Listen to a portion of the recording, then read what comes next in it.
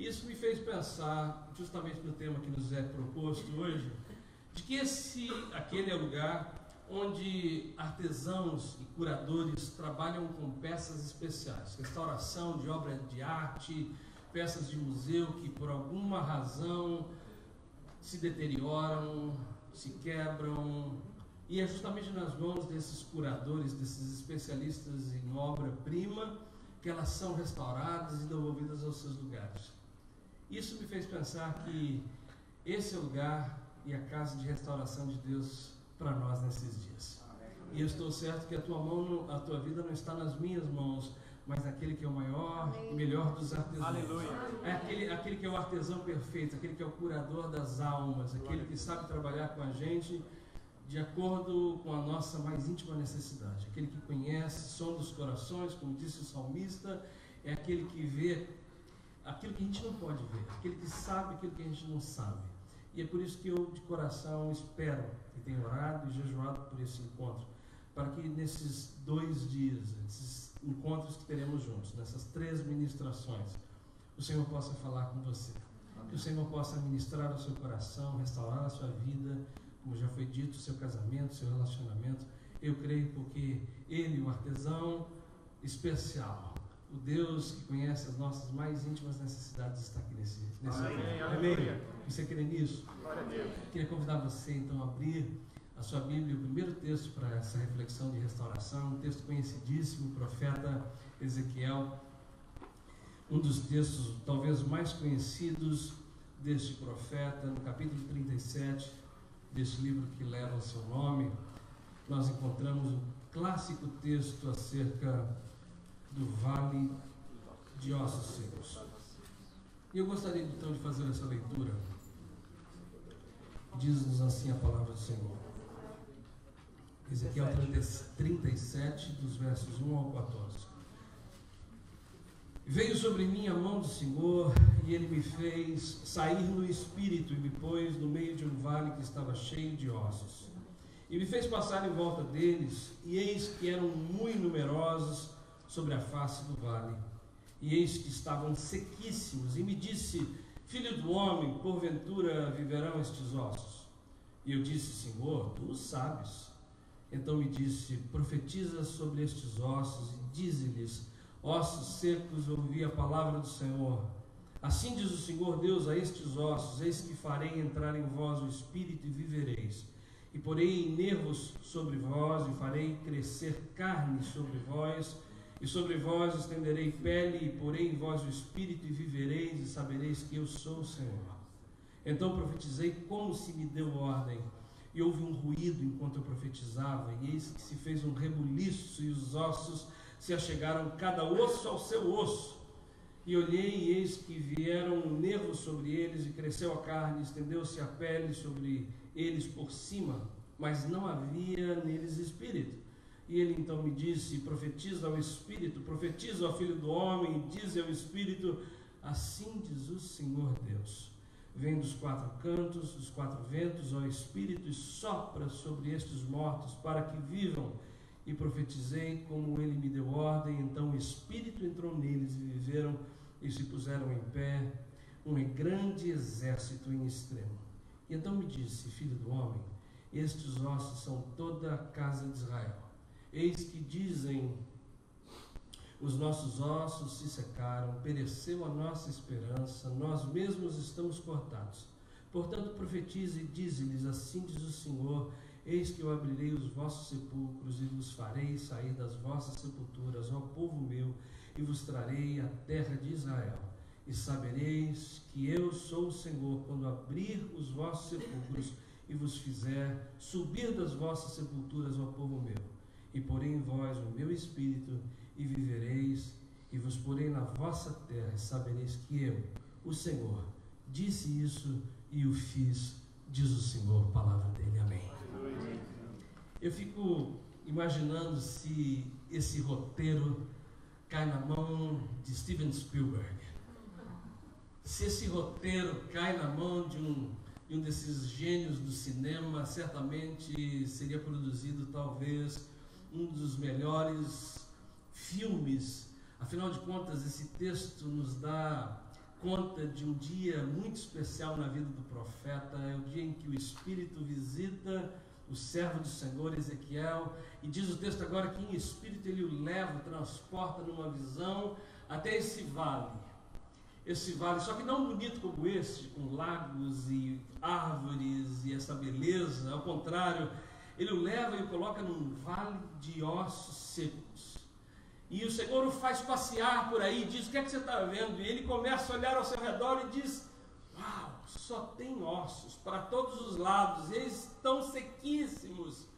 Ele começa a se dar conta de que essa visão se parece muito àquela da final da Segunda Guerra Mundial, quando as tropas soviéticas invadem a região de Auschwitz-Birkenau, e ali faz um vale de ossos, porque eles são muitos, e aos montes por todos os lados, e o profeta está tendo essa visão maravilhosamente absurda, e agora ele olha e diz, o Senhor diz para ele: o que é que você constatou? Estão secos? Profetiza agora sobre esses ossos a palavra do Senhor. E eu fico imaginando agora Ezequiel profetizando para esse monturo de ossos secos a palavra de Deus. Ele começa a profetizar, e então agora um efeito quase que de computação gráfica se passa diante dos seus olhos.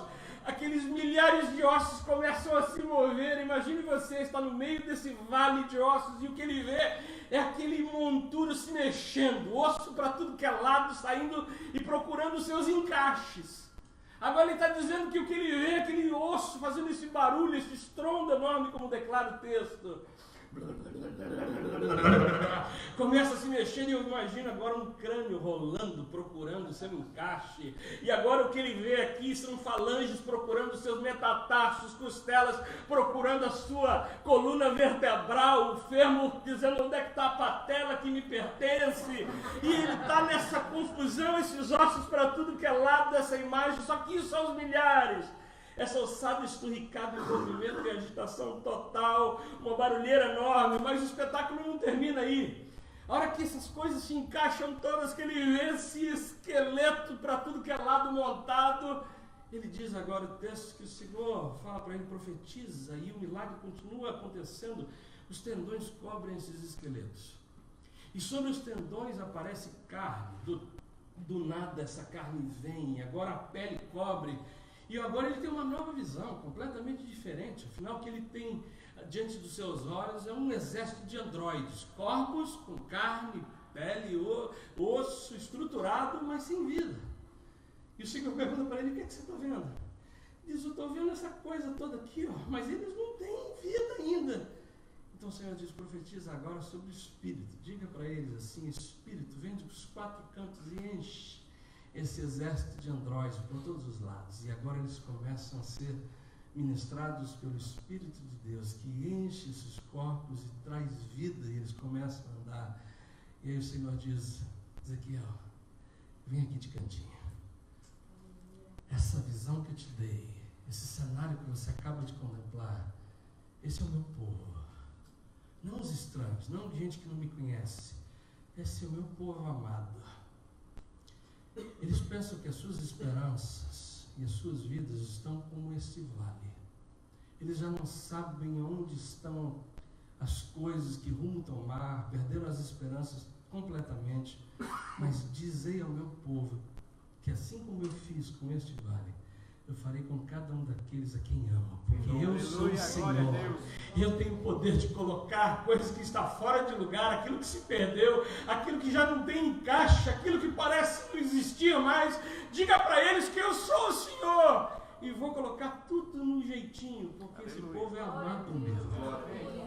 Se você ainda não entendeu, e eu sei que você sabe que o Espírito do Senhor já está aqui, porque estivemos adorando, eu quero dizer, com temor e tremor, eu vim aqui hoje em nome do Senhor para profetizar na vida de vocês. Com essa reverência e esse temor de que aquele a quem anuncio é muito, muito, muito maior do que eu, e conhece aquilo que eu não conheço acerca de vocês, mas em nome dele venho aqui para dizer: assim diz o Senhor, aquilo que você já não sabe mais o que fazer, como fazer, aonde encaixar, que rumo tomar, aquilo que você pensou que já não tem mais chance.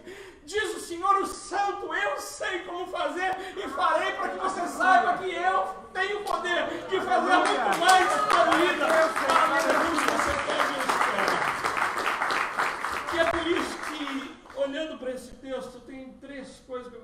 compartilhar com vocês nessa manhã. Que todo aquele que deseja receber essa restauração do corpo, da alma e do espírito, só pode fazê-lo, só pode alcançá-lo mediante uma bem-aventurança. Três bem-aventuranças, e a primeira delas é a bem-aventurança de encontrar o Deus dos vales. A gente só vai alcançar essa graça se tiver um encontro com o Deus dos vales. E eu queria aproveitar, embora eu não tenha muito esse costume, mas eu queria que você dissesse para quem está ao seu lado: hoje a gente vai encontrar o Deus do vale.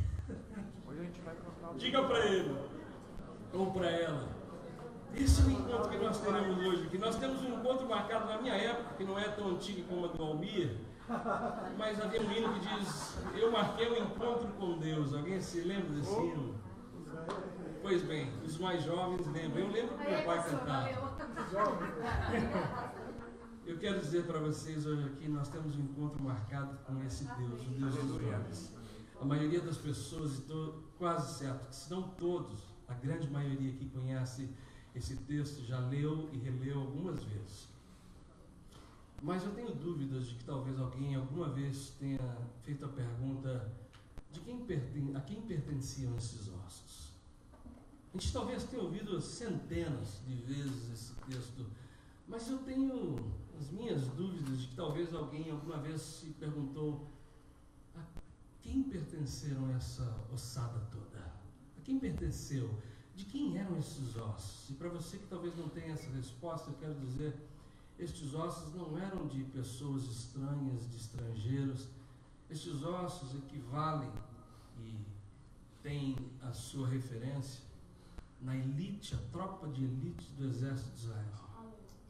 Por volta do ano de 598, o que acontece é que cerca de 10 mil soldados da tropa de elite de Jerusalém, aqueles que serviam, aqueles que haviam lutado, batalhado com esmero, que marchavam confiadamente, agora são deportados e arrastados para o desterro e exílio da Babilônia.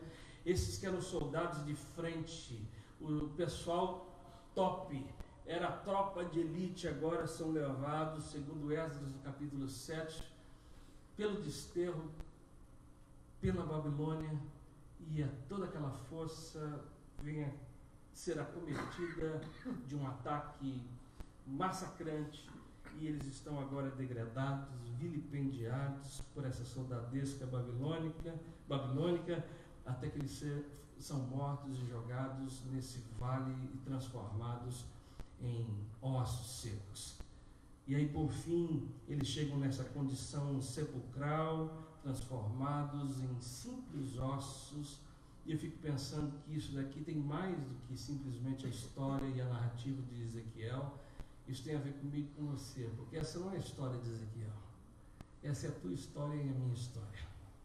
Quando eu olho para esse texto, que eu vejo que não é apenas o relato de militantes da tropa de elite, mas é a declaração minha e tua de que muitas vezes, como soldados de Deus, tendo pertencido e pertencendo ainda a esse exército de Deus Todo-Poderoso e Soberano, muitas e muitas vezes também somos levados por tropas babilônicas, dos mais diferentes tipos de Babilônias, para situações de desterro e de exílio. Teria certeza que se eu conversasse tete a tete com cada um de vocês aqui que me ouve, teria uma história de alguém que poderia me confessar: eu tenho a minha Babilônia e sei muito bem o que é perder as forças. Eu sei muito bem, pastor, o que você está falando, porque é justamente nessa narrativa que eu me encontro e você se encontra, de ter lutado bravamente pelo reino de Deus, de ser soldado de frente, de cantar, de louvar, de um dia amanhecer com uma convicção como a do salmista, de declarar: o Senhor é a minha luz e a minha salvação, a quem temerei? Um dia a gente se levanta com essa força, como Paulo escreve aos Filipenses 4,13: eu sei que tudo posso naquele que me fortalece. A gente caminha como soldado, mas um dia a prova nos pega de jeito, a vida nos dá uma solapada, uma situação vem, passa uma rasteira e simplesmente a gente se dá conta de repente que aquela força parece que foi, a gente se vê no vale. aquele corpo forte, aquela mente, aquele condicionamento todo parece que se esvai, e um dia a gente se dá conta que essa perspectiva de vitória se foi, aí agora sem forças humanas, sem condições de livrar-se por si próprio, a gente se encontra no meio da valeira, transformado em osso seco. E a única coisa que a gente pode dizer é: Senhor, cordéis da morte me cercaram, e angústias do inferno se apoderaram de mim, encontro aperto e tristeza, como disse o salmista no capítulo 116. Tenho plena convicção de que cada um de nós aqui sabe muito bem o que é isso. E talvez você não faça nem ideia, mas até o final desse encontro nós trataremos de cada um desses pontos. E é possível que essa pessoa que está ao seu lado, que você até pensa que conhece tão bem assim, tenha deixado um vale para trás para estar aqui nesses dias. É muito possível que essa pessoa que está ao seu lado tenha deixado um vale enorme para trás, tenha passado por essas condições de ser massacrado, de ser envergonhado, de ter sido pisoteado, de ter visto as suas forças se esvaírem. Mas eu vim aqui hoje para dizer mais uma vez que há uma bem-aventurança para aqueles que se encontram no vale. Bem-aventurado é o homem e a mulher que, mesmo estando esfolado, estando arrasado, vilipendiado, bem-aventurado o homem e a mulher que, estando aí morto, só o pó, tem um encontro com o Deus do vale. Aleluia. Porque o Evangelho de Lucas não apenas narra esse Deus que está nos montes, o sermão maravilhoso, mas declara exatamente o Deus que desce até o vale para resgatar aqueles que são os seus, aquele que é o seu exército. É por isso que Lucas, no capítulo 3, versos 5 e 6, declara o seguinte: todo o vale se encherá, e se abaixará todo monte outeiro, e o que é tortuoso se endireitará, os caminhos escabrosos se aplanarão, e toda carne verá a salvação de Deus. Aleluia, glória a Deus. E se você até agora não entendeu o que eu quero dizer, que o Senhor desceu até esse lugar aqui nesses dias, mais uma vez eu afirmo e declaro: o Senhor tem um encontro marcado com a gente aqui nesse vale. Aleluia. Porque o que Ele deseja e o que Ele promete para nós nesses 2 dias de encontro é que a nossa carne verá a salvação do nosso Deus. Amém, glória a Deus. Portanto, a pergunta que se põe aqui a cada um de nós é a mesma que Deus fez nessa visão a Ezequiel. O que é que você vê? E é nesse sentido que eu gostaria de convidar você a ser muito franco e sincero. Porque as perguntas de Deus são estonteantes, mas exigem de nós uma postura correta e sincera. Ele perguntou: Ezequiel, o que é que você está vendo? E ele diz: ó, a coisa está feia. E eu vim aqui hoje para dizer para você também, em nome do Senhor, o que é que você está vendo? Porque a tendência da religião e da religiosidade é maquiar as coisas. A religião tem um poder enorme de transformar a gente em sepulcro caiado. Por fora bonito pra caramba, e dentro podre. Eu não falo da podridão apenas de pecado, digo que às vezes a gente tem a tendência, pela religiosidade, de aparentar uma coisa para todo mundo, o casamento perfeito. Chega lá os 2 de mãozinha dada, assim, bonito, para todo mundo ver. Mas quando chega em casa, a coisa é diferente. Aqui, filhinho querido, vai brincar com os coleguinhas. A religião empurra a gente para coisas desse tipo. Mas lá em casa, só Deus sabe como é o tratamento entre pai e filho, se é que existe algum. A religião sempre maqueia, por isso eu pergunto a você: o que é que você vê? Tenha coragem de dizer: esse é o vale que eu vivo. Porque quem quer que o vale seja transformado deve no mínimo ser homem o bastante, mulher o bastante para dizer: esse é o meu casamento, Senhor. Não tem como maquiar, não tem como esconder, tu sabes todas as coisas, tu conheces a minha vida. O salmista diz: antes mesmo que palavras cheguem à minha boca, tu já as conheces, Senhor. Por isso, Senhor, eu não quero fingir, não quero pretender, não quero passar uma imagem que não seja real. Essa é a minha casa. Puros ossos, está só os ossos secos. E eu não estou falando nem da magreza daquele meu marido, eu estou falando mesmo da situação. Entre nós a coisa está feia. Esse é o meu relacionamento com o meu irmão. É assim que eu estou com aquele irmãozinho lá, que na frente do pastor eu até cumprimento com a paz. Mas se eu pudesse, eu dava com a paz na orelha dele. Chegou uma pergunta para a gente hoje: como é que está essa situação? O que é que você vê? Se você puder dizer, Senhor, é aqui que eu moro, é assim que está a minha igreja, é assim que está meu casamento, é assim que está o meu coração. Como nós cantamos, como foi falado no início aqui, não importa o que você é, o que você fez, a condição que você está. A palavra de Deus para você, como no salmista, no capítulo 84, bem-aventurados os que confiam nele. Porque quando você disser, o meu caminho é como este, puro vale, ao passar pelo vale de Baca, diz o Senhor, ele fará dele um lugar de fontes. Quando você puder ser o suficiente capaz de confirmar, eu estou vivendo em vales de sombra de morte, então o Senhor declarará para você, assim como o salmista, não tem problema, porque ainda que você esteja vivendo pelo vale da sombra da morte, não temas mal algum, porque eu estou contigo. Amém. Dê um aplauso, Senhor, para ele, por favor. A primeira bem-aventurança, mais uma vez, digam todos comigo, por favor, é do encontro com o Deus dos vales. O encontro com Deus. Pelo menos o pessoal que estiver assistindo, não sei aonde, sabe que eu não estou falando sozinho para a câmera, né? Vocês respondem e o pessoal ouve, sabe? Tem gente lá mesmo. A segunda bem-aventurança, não apenas saber que o Senhor é o Deus dos vales, mas o pastor Almir até mencionou isso algumas vezes, é o poder da palavra de Deus. Vou falar um pouquinho mais sobre isso também no último dia, no domingo, mas o poder da palavra de Deus, ou seja, o Senhor chama agora Ezequiel de canto, pergunta para ele, acaso poderão reviver estes ossos? Ou seja, Deus está dizendo para ele, Ezequiel, fala para mim agora, o que é que você acha? Você já falou para mim o que você constatou, você viu esse monte de osso para tudo que é lado, agora eu te pergunto, o que você acha? Tem jeito? Você acha que dá para mudar esse cenário todo aí?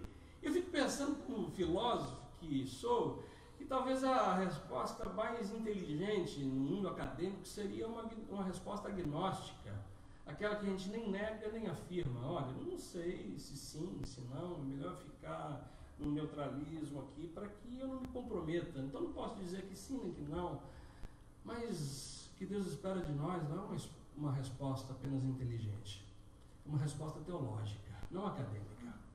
E a resposta teológica mais sábia que vem da experiência com esse Deus, do encontro com Ele, é a resposta que Ezequiel dá aqui ao Senhor. Ezequiel, o que você acha? Dá. E a resposta dele é, tu sabes. Pouco importa o que eu sei, Senhor, pouco importa o que eu acho. Tanto faz aquilo que eu penso desses ossos, Senhor. O que é que eu sei sobre isso diante do Senhor, que é o Deus pantocrator, o Deus soberano que conhece todas as coisas? Quem sou eu? Quem sou eu para ousar dizer ao Senhor se sim ou se não? O que eu sei é que eu não sei. Mas o que eu sei também é que tu sabes todas as coisas. Eu vim aqui porque eu não sei a tua situação. É interessante, porque às vezes a gente acha que sabe alguma coisa. Eu olho para alguém e acho que alguém está sentindo alguma coisa profunda na palavra e eu olho assim, ó. E eu não sei se você está dizendo assim, quando é que ele vai parar de falar? Porque eu não conheço você, eu não conheço as suas intimidades, o teu interior. E tem gente assim, ela assim, mas ele fala pra caramba. Ao longo dos anos a gente vai lidando com pessoas, tem gente até que diz pra você, eu te amo. E eu leio aqui, eu te odeio. É como um letreiro. Eu não sei, mas o que importa é que ele sabe, tanto faz o que eu sei. O Senhor pergunta para você, e aí, esse filho que estava em casa até alguns dias atrás, e agora caiu de cabeça nas drogas. Você está perdido? Constatou? Constatei. Estamos vivendo puro vale. É só osso, não sei como encaixar, não sei como trazer de volta. E o Senhor te pergunta hoje, e aí, você acha que tem jeito? Eu não sei. Mas pouco importa o que a gente sabe. Esse casamento estava indo bem, agora está assim só os cacos quebrados, um fio para não pedir separação. E aí tem jeito? Eu não sei. Mas pouco importa, porque vales não precisam daquilo que a gente acha. O vale não precisa da tua opinião, o vale precisa da palavra de Deus. Porque quem restaura não é a palavra do homem, não é o que eu acho, que restaura esse vale, seja ele qual for, é o poder poder soberano da palavra dele, que tem esse poder de transformar, de colocar as coisas no lugar. Aleluia. É por isso que esse Deus soberano, e eu quero aprofundar-me rapidamente, dizer que a palavra de Deus está muito acima da nossa palavra. O profeta Isaías, capítulo 55, verso 9, diz assim: assim são os meus caminhos, muito mais altos do que os vossos, e os meus pensamentos muito mais elevados do que os vossos. E aí no verso 11, ele diz assim: assim será a minha palavra, a que sair da minha boca não voltará para mim vazia, antes fará aquilo que me apraz, diz o Senhor, e prosperará naquilo para que a enviei. Aleluia. É por isso que os nossos vales precisam da palavra de Deus. Alguns anos atrás, eu escrevi um artigo que foi publicado lá na região de São Francisco, cujo título já fala bem: especialistas do problema alheio. Não parece interessante que no problema do outro a gente tem todas as respostas do mundo? A gente olha o problema do outro: ah, rapaz, você tem que fazer assim, assim, assim. A gente sabe tudo no problema do outro. E muitas vezes os outros têm a mesma atitude para conosco. Eles olham o nosso problema e falam assim: ah, se fosse eu já teria resolvido assim, assim, assim. Todo mundo sabe o que fazer, um problema que é do outro. O problema é que quando a gente está no vale, existem outros fatores que quem está de fora não leva em conta. Só quem está lá. E mais uma vez é por isso que o vale precisava de um profeta. De um profeta que pudesse anunciar a palavra que vem daquele que tem poder para transformar todas as coisas. Não de achismos, não de o que eu penso, mas do que a palavra tem poder. E agora ele fala, mas eu quero dizer que profecia genuína também é aquela que está sempre em harmonia com a vontade de Deus. Ou seja, pode ser que alguém se levante e diga: assim diz o Senhor, mas acredite, nenhuma palavra proferida como dom profético tem fundamento fora da profecia escrita. Jamais alguém pode dizer assim diz o Senhor e não haver ali uma correspondência direta com a palavra escrita de Deus. Porque há o dom da profecia e há o ministério, a profecia, a palavra de Deus. Por isso, se alguém um dia levantar para você falar assim diz o Senhor, vai lá e quebra os dentes dele, quebra todos os dentes da boca dele, essa não é uma palavra profética, pode ser até protética, de prótese dentária, mas não é profética, porque a Bíblia não fala isso. Em Isaías nós vemos assim: eu sou o Senhor Deus e não há outro além de mim, nada nem ninguém a mim se compara, e eu afirmo, o meu propósito será realizado.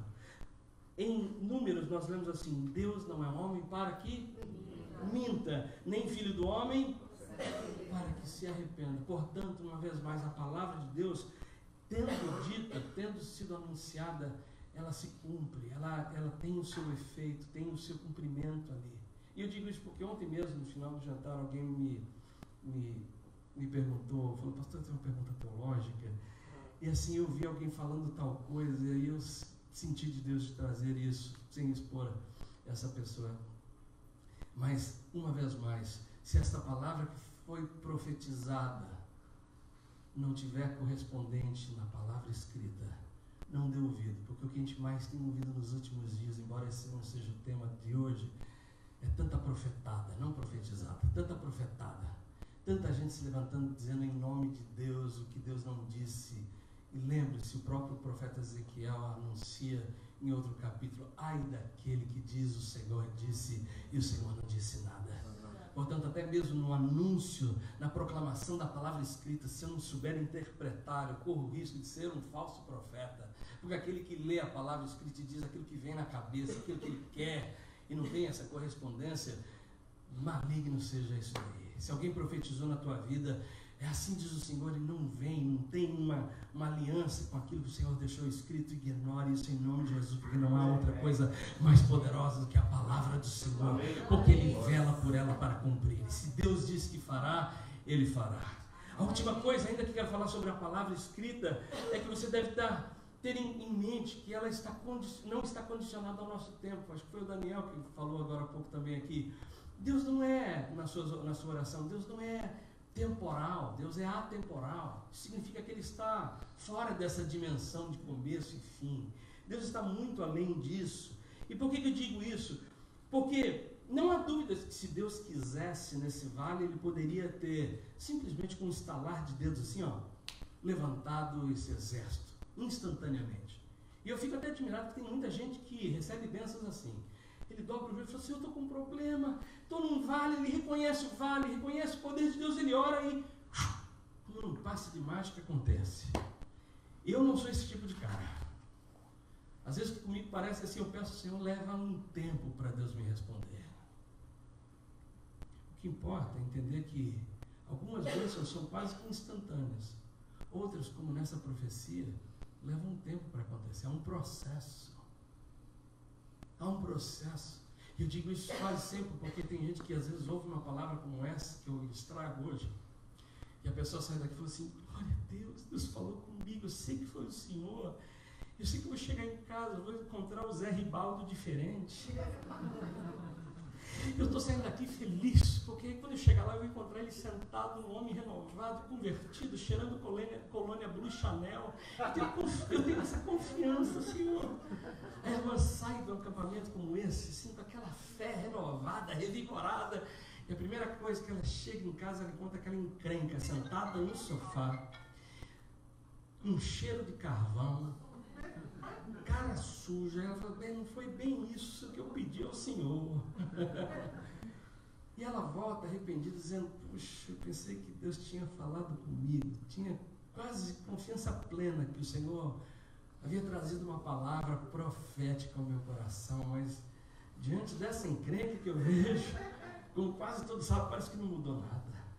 Deixa eu dizer uma coisa para você, a palavra do Senhor não volta vazia. Mas pode ser que a tua bênção não seja imediata. Essa palavra que Deus deu a Israel por meio do profeta Ezequiel levou 70 anos para se cumprir. E é por isso que até mesmo na descrição desse milagre há todo um processo. Às vezes, o milagre acontece assim, acontece primeiro da estruturação dos ossos, depois dos tendões, há todo um momento para ser respeitado, depois a carne que vem sobre os tendões, depois a pele, isso leva tempo às vezes. Saia daqui sem duvidar, porque pode ser que hoje a semente, eu creio nisso, o Senhor já começou a operar em você. Pode ser que você chegue na tua casa e aí já, pum, o milagre já está lá. Mas pode ser que aconteça ainda de passar algum tempo até que você veja. Mas não duvide outra vez, porque a palavra que é de Deus jamais volta vazia. Aquilo que Ele prometeu, Ele fará, Ele cumprirá. Amém? Amém. A última coisa que eu quero falar para que o Daniel levante a mão e diga para mim assim, acabou, pastor. A bem-aventurança de ser restaurado através da presença do Espírito Santo. Que bom saber que a gente tem liberdade aqui para adorar ao Senhor e a liberdade de dizer, Senhor, visita-nos, passeia entre nós. Que teu Espírito tenha liberdade de sondar os corações. Eu quero que você saiba, nessa primeira palestra, essa primeira ministração, de que enquanto você está brincando, jogando, mesmo aqui adorando, o Espírito de Deus está passeando, porque a palavra de Deus diz que Ele sonda os corações, ouve os clamores, Ele vai colhendo o pedido do seu povo. Enquanto você está comendo, pode parecer que Ele está em algum outro departamento, em algum outro quarto, mas eu quero deixar você muito ciente. O Espírito Santo estava aqui aguardando vocês, pronto para fazer assim na sua vida. Ó. Porque o que acontece agora, imagine vocês, o vale está todo estruturado, estariam aqueles ossos, e o Senhor diz para ele, profetiza. E o Espírito do Senhor começa a ter uma função tríplice nesse texto. Eu quero concluir essa primeira ministração falando sobre o que o Espírito deseja fazer entre nós e em nós nesses dias. A primeira coisa que o Espírito uma dessas funções que aparece aqui em Ezequiel, o Espírito é estruturador. Quem quer que deseje a restauração de Deus tem que entender que esse processo agora acontece em primeiro lugar com uma estruturação. Imagine você, aqueles ossos, aqueles monturos que estavam ali diante de Ezequiel, sem forma, desconectados. A primeira obra e ação que a gente vê de Deus atuando é colocando essas coisas em ordem, colocando a coisa no lugar. Tem gente que fala, Senhor, eu quero uma restauração na minha vida.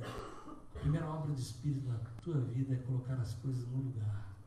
Eu confesso que eu tenho uma dificuldade enorme quando eu ouço pessoas, ou ministérios, ou igrejas, que se dizem cheias do Espírito, mas é uma bagunça. Eu tenho um problema sério quando eu vejo alguém falando assim, eu quero ser cheio do Espírito, mas não tem organização nenhuma, a banda não ensaia, o pastor não prepara sermão, é tudo tal do improviso, é tudo na última hora, tudo de qualquer forma. Ninguém se prepara, ninguém faz nada.